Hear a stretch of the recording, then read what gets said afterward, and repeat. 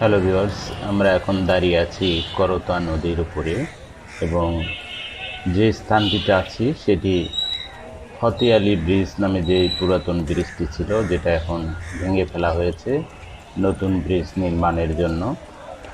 তো সেই জায়গাটিতে আছি। আপনারা দেখতে পাচ্ছেন যে এই জায়গাটিতেই যে ব্রিজটি ছিল, নদীর পশ্চিম পাড় বা শহর এবং পূর্ব পাশের যেই জনসাধারণের যাতায়াতের একমাত্র পথ, সেই পথটি ছিল এই ব্রিজটি।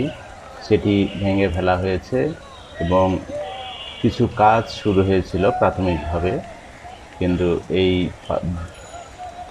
পানির কারণে বা স্রোতের কারণে সেগুলো সরিয়ে নেওয়া হয়েছে।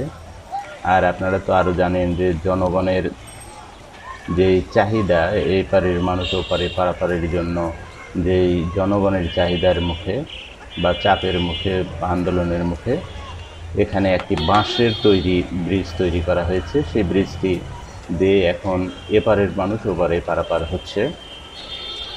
আর আমরা যে বিষয়টি লক্ষ্য করেছি এই মুহূর্তে, সেটি হচ্ছে যে নদীতে প্রচুর পরিমাণে কচুরিপানা ছিল এবং কচুরিপানা দিয়ে ভরা ছিল, কিন্তু এখন সেখানে পানির প্রবাহ বেড়েছে এবং এই স্রোতের কারণে, স্রোতের সঙ্গে এই কচুরিপানাগুলো চলে গেছে। তবে কিছু কিছু জায়গায় এখনও এখানে কচুরিপানা এবং ময়লা আবর্জনা রয়েছে, যেগুলো দেখতে বিশ্রী লাগছে। যদিও স্রোতের কারণে সবগুলো কচুরিপানা চারিদিক থেকে চলে গেছে, কিন্তু এই বাঁশের তৈরি ব্রিজের সঙ্গে আটকে এই কিছু কচুরিপানা এখানে রয়েছে।